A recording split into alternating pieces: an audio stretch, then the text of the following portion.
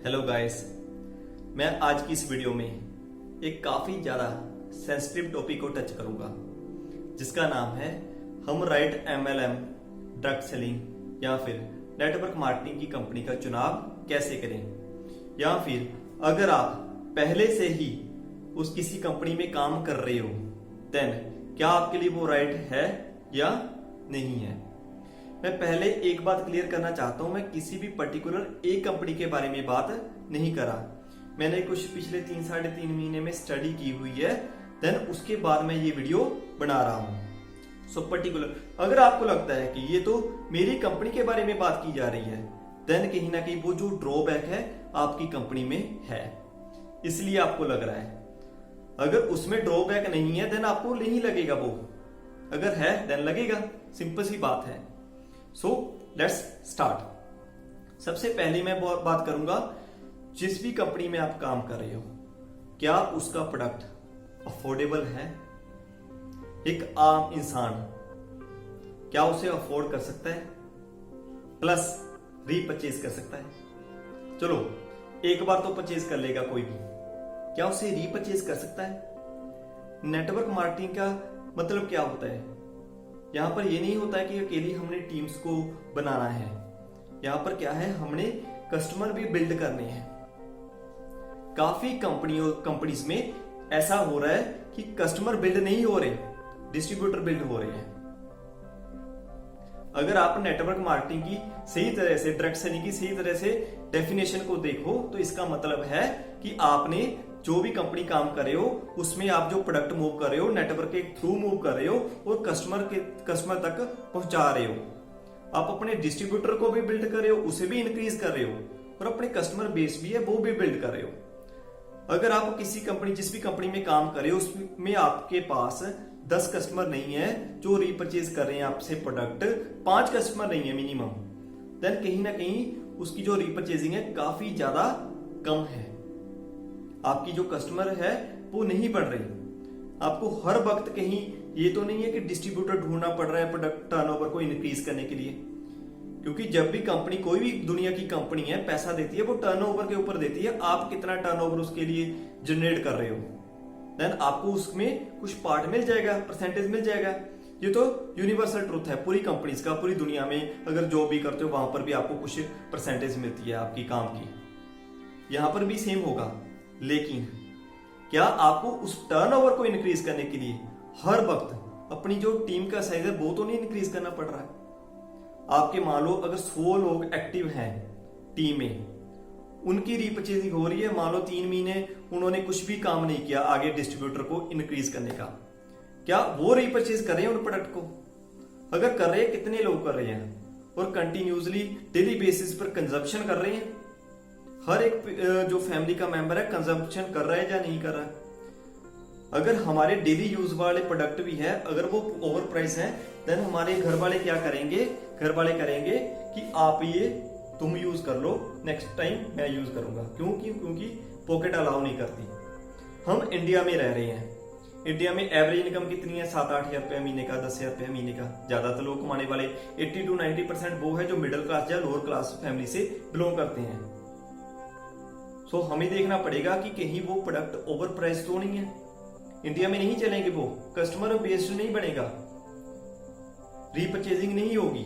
अगर 100 लोगों में से 5 लोग रीपरचेज करें, 95 नहीं करे, इसका मतलब क्या है?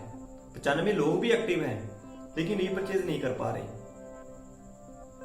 ये हमें दोनों चीजों को समझना पड़ेगा। अफोर्डेबिलिटी एंड रीपरचेजिंग दोनों इंटरलिंक है। अफोर्डेबल होगा, राइट क्वालिटी का होगा। ये भी नहीं मैं बोल रहा कि अगर अफोर्डेबल है राइट क्वालिटी का ना हो, राइट क्वालिटी भी चाहिए, लेकिन क्वालिटी काफी ज्यादा औसम है। लेकिन इंडिया में है, कितने लोग हैं ब्रांड पहनते हैं? नाइकी का ब्रांड कितने लोग यूज करते हैं? मैं आपसे ही पूछ रहा हूं। मैं अपनी बात करूं, ये टी शर्ट है, सिंपल से है, 200-250-300 की है मैक्सिमम। मेरे पास शू है वो 500 के हैं, क्लियरली बोलो। मेरे पास जो डेनिम है वो 800 की है, 700-800 की। कोई वहां पर ब्रांड नहीं है 5000-10 हजार का, कैप्शन नहीं है वहां पर कोई। मुझे तो ब्रांड के नाम भी नहीं पता। क्यों नहीं पता? क्योंकि मैंने कभी यूज नहीं किया ब्रांड। मैं अफोर्डेबल नहीं कर सकता, मैं मिडिल क्लास फैमिली से बिलोंग करता हूँ। मेरे घर में 1 लाख महीने का, 2 लाख महीने का नहीं आ रहा जिससे कि मैं ब्रांड को अफोर्ड कर पाऊं। हम अगर जब हम गाड़ी खरीदने जाते हैं तब हम BMW खरीदते हैं, ज्यादातर लोग हम में से, या मारुति सुजुकी खरीदते हैं। ऑब्वियस बात है मारुति सुजुकी खरीदते हैं, या फिर कोई और उसकी जगह पर देखते हैं। हम BMW Audi क्यों नहीं खरीदते? क्योंकि वो हमारे प्राइस से बाहर है, अफोर्डेबल नहीं है, वो हाई टिकट क्लोजिंग कहते हैं। चलो यहाँ पर के ऐसा भी होगा जिन्होंने किंतु परंतु करनी है, उन्होंने लगा कि ये तो ओडी की बात हो रही है, हम तो प्रोडक्ट की बात कर रहे हैं। यहाँ पर जमीनी बात करनी पड़ेगी, जमीनी बात। क्योंकि लोग क्या कहते हैं, लोग कहते हैं कि हम मरना पसंद करेंगे, इतना प्राइस मैं कहां से दूं, इतना प्राइस मैं कहां से दूं, हम तो मरना पसंद करें, हमारे पास तो रोटी नहीं है खाने की, हमें ये नहीं पता कि सुबह का खाना खा लिया शाम को नसीब होगा या नहीं होगा। लेकिन वहीं पर अगर कुछ ऐसी ड्रग सेलिंग की कंपनी है जहां पर एक गरीब बंदा भी कह रहा है कि मैं काम भी कर रहा हूं और इसे रीपरचेज भी कर रहा हूं, डिस्ट्रीब्यूटर उसका बोल रहा है, उस वही कस्टमर है, वही डिस्ट्रीब्यूटर है, फिर कहीं ना कहीं वो राइट प्लेटफॉर्म पर आप काम कर रहे हो। और अगली बात बोलूं तो राइट डिस्ट्रीब्यूशन प्राइस, क्या आपकी कंपनी का जो डिस्ट्रीब्यूशन प्राइस है उसका सही है या नहीं है? जितना आपने टर्नओवर किया उसमें उसके अकॉर्डिंगली आपको पैसा मिल रहा है या नहीं मिल रहा है, कितनी जनरेशन के ऊपर मिल रहा है, कितना डेप्थ में मिल रहा है आपका पैसा। कुछ मैंने ऐसी कैलकुलेशंस की कि कुछ ऐसी कंपनी थी जिनके ऊपर टर्नओवर इतना था और इनकम मिल रही है 1 लाख रुपया, और सेम टर्नओवर के ऊपर दूसरी कंपनी दे रही है 1.5 लाख रुपया सेम टर्नओवर के ऊपर, और तीसरी कंपनी दे रही है 2-2.5 लाख रुपया। ऐसा कैसे हुआ? सेम टर्नओवर है, इतना प्राइस का इनकम का कैसे डिफरेंशिएट हुआ? और अगली बात बोलूं कंडीशंस, कहीं आपको कोई कंडीशन का सामना तो नहीं करना पड़ रहा है अपना पैसा निकालने के लिए, सही है? कंडीशन का सामना तो नहीं करना पड़ रहा अपना पैसा ही कंपनी से लेने के लिए। जब है ना किसी कंपनी में कंडीशंस आ जाती हैं तब वहां पर जो प्लान है पैसे भी नहीं रहता इनकम का, कहीं ना कहीं वो एक्टिव में चला जाता है, सही है? मान लो वहां पर किसी की मृत्यु होगी, मेरे पास एग्जांपल भी है, मैं ले नहीं सकता उस फैमिली का नाम। एक टाइम था 2.5 लाख रुपए की इनकम थी और आज इनकम नहीं आ रही। 2.5 लाख की इनकम मतलब क्या है? वो उसने टीम क्रिएट की थी, लेकिन उनकी जो साइड मेंटेनेंस है वो नहीं हो पाई। पर्टिकुलर एक कंपनी में नहीं, साइड मेंटेनेंस काफी कंपनी में जहां पर करना पड़ता है, वो नहीं हो पाई, जिसके कारण पैसा नहीं आया। और आज के टाइम में उनके घर में पैसा नहीं आ रहा। मैं अगर मुझे कोई फोन करेगा कि उस बंदे का नाम बताओ, मैं नहीं बता सकता क्योंकि मैंने उस फैमिली से परमिशन नहीं ली, ठीक है?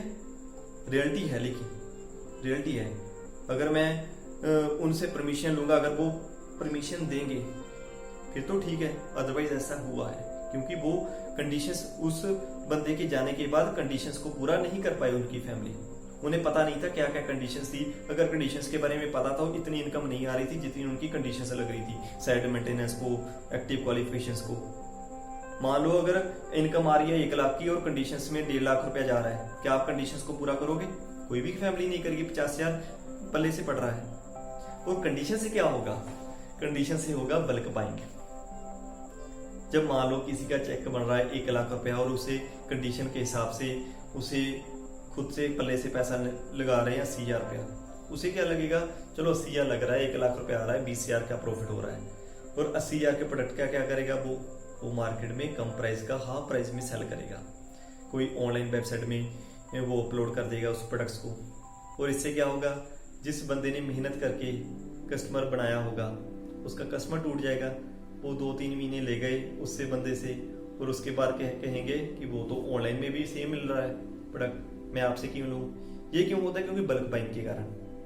बल्क बाइंग कौन करवाती है, कैसे होता है? कंडीशंस के कारण, ठीक है? कंडीशंस के कारण उसे बल्क बाइंग करनी पड़ती है। अगर इवन ऐसा भी होता है कि 1 लाख रुपए का चेक है और 1 लाख रुपए की कंडीशंस आ गई, तो 1 लाख रुपए लेने के लिए 1 लाख रुपया दे रहे हैं, क्यों? क्योंकि उन्हें लगता है कि प्रोडक्ट आ रहा है, ठीक है, फ्री में, सही भी है, वो अपनी जगह सही है, वो गलत नहीं है, इसमें कोई भी गलत नहीं है, लेकिन कंडीशंस आ गई ना, उसे तो पूरा करना ही पड़ेगा। सो अगली बात करूं तो अफोर्डेबिलिटी की होगी, डिस्ट्रीब्यूशन प्राइस के बारे में होगी, प्रोडक्ट रीपरचेजिंग के बारे में होगी, डेली कंजप्शन हो रही है या नहीं हो रही। एक मैं बात बोलता हूं, ट्रक सेलिंग में अगर आप काम नहीं भी कर रहे चुनाव करने से पहले क्या आप उस कंपनी का प्रोडक्ट फिर भी यूज करना पसंद करोगे, या फिर आपने वो कंपनी को छोड़ दिया 2-3 महीने करके, 6 महीने करके, साल करके, क्या उसका दोबारा आप प्रोडक्ट रीपरचेज कर रहे हो डेली बेसिस पर? ये नहीं कि एक बार कर दिया 6 महीने में, वो बात नहीं कर रहा। डेली बेसिस पर मैंने एक बुक रीड की थी, हाउ टू बी रिच, आज से 2-3 साल पहले। उसमें 3 मंत्र लिखे हुए थे कि आप कैसे रिच बन सकते हो, अपना खुद का बिजनेस हो अपना, वो तो सभी को पता है। दूसरी बात, आपके जो प्रोडक्ट है वो डेली कंजप्शन वाला हो, डेली यूज किया जा रहा हो। घर में 100 लोगों की टीम है, 100 के 100 लोग यूज कर रहे हैं डेली बेसिस पर उस प्रोडक्ट को। और तीसरी बात है, अपनी जो इनकम है वो मल्टीपल प्लेसेस से आ रही है। वो तो नेटवर्क मार्केटिंग में होता ही है कि आपकी टीम मुंबई में चल रही है, मुंबई से पैसा आ रहा है, दिल्ली में चल रहा है, वो तो सही है। इन चीजों को हमने ध्यान में रखना है, क्योंकि हम अपना करियर किसी चीज को, किसी ऑर्गेनाइजेशन को दे रहे हैं। उसके बाद आती है शो ऑफ। कहीं कंपनी में शो ऑफ तो नहीं हो रहा। अब मैं ये बोलता हूँ, शो ऑफ का मतलब मैं पहले समझाता हूँ। शो ऑफ का मतलब क्या है? जो आपके पास नहीं है वो दिखाया जा रहा है। जो आपके पास नहीं है वो दिखाया जा रहा है। अगर आपके पास एक्चुअल में है वो दिखाया जा रहा है, फिर वो शो ऑफ नहीं है, वो तो आपकी मेहनत की कमाई है। अब इसे थोड़ा सा और क्लैरिफाई करता हूं। काफी कंपनीज ऐसी है, मैंने एक वीडियो भी देखी थी, मुझे याद नहीं किस पर्सन की थी, कर्जा लेकर दर्जा ना बढ़ाओ। उसका मतलब क्या था मैं अभी एक्सप्लेन करता हूँ कि आपको कोई लेवल अचीव करने के लिए कोई कर्जा तो नहीं लेना पड़ रहा है, कहीं पैसा एक साथ तो नहीं उठाना पड़ रहा है प्रोडक्ट में। और जो शॉप की बात करूं, अगर 80,000 का चेक है आपका और आपने गाड़ी रखी है 10 लाख 15 लाख की, फिर वो शो ऑफ हुआ। अगर आप रेंट में रह रहे हो, आपके पास गाड़ी 20 लाख की है, फिर वो शो ऑफ हुआ। क्योंकि सबसे जो प्राइमरी हमारा जो रिस्पॉन्सिबल है, हमारा घर बनाना। अगर हमारा घर नहीं बना, हम रेंट में रह रहे हैं, हमारे पास गाड़ी बहुत महंगी है, या घर हमारा सिंपल सा है और गाड़ी हमने शो ऑफ के लिए काफी महंगी रखी हुई है, वो भी पहले सबसे बड़ी जिस घर में हम रह रहे हैं वहां पर। क्योंकि अगर अफोर्डेबल प्रोडक्ट होगा वो मूव होगा बिना किसी चीज को दिखाए भी, बिना शो ऑफ किए भी। अगर राइट प्रोडक्ट होगा, अफोर्डेबल प्राइस पर होगा अपनी रीपरचेजिंग होगी, फिर तो उसकी होगी रीपरचेजिंग, राइट क्वालिटी होगी, देन रीपरचेजिंग उसकी ऑटोमेटिकली होगी। घर के एसेंशियल गुड्स होंगे जो अपने स्पेशली पेरेंट्स पसंद कर रहे हैं उस प्रोडक्ट को यूज करने में। अपनी एक बात और बोलता हूं जो मैंने यहाँ पे क्लियर कर दी है, वो तो ठीक है, इनकम कम है और गाड़ी महंगी रखी हुई है। और अगली बात बोलूं, कंपनी का टर्नओवर। पिछले 3 साल 5 साल कंपनी का टर्नओवर इंक्रीज हो रहा है हर साल या नहीं?